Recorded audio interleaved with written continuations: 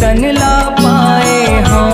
माया नगरी के मायाला देखत मैं हाँ भुलाए हों।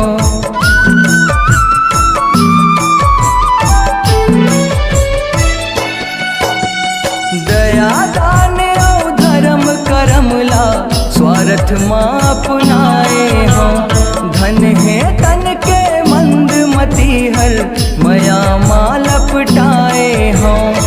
मन के आशा तन ले भागे, मन के आशा तन ले भागे पाख अंधियारी माँ।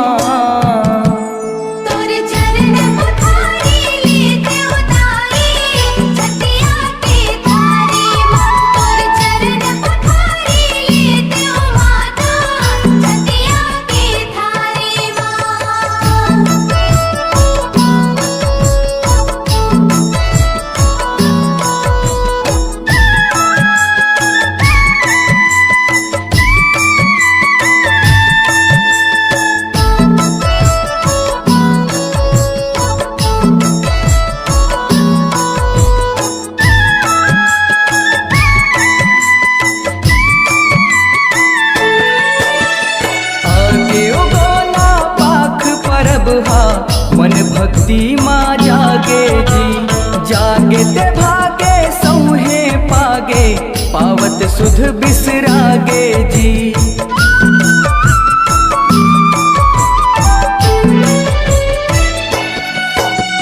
लाई लिगरी चारी चुगली माँ सैखो दिन हपहागे जी।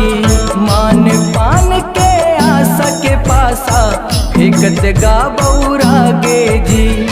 सुवारथ के काजर आजे, सुवारथ के काजर आजे तिलक कपाली माँ।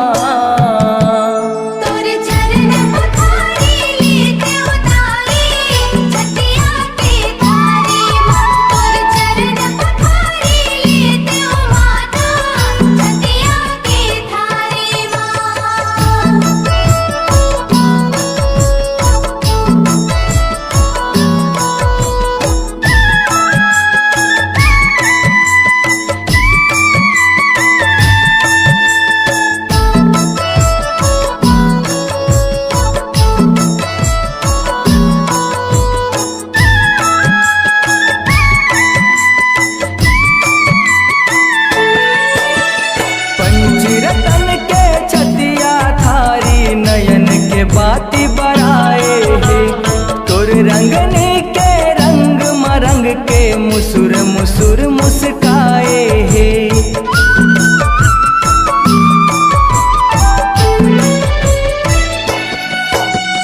आदि शक्ति महामाई के रूप सौहे जनाए है।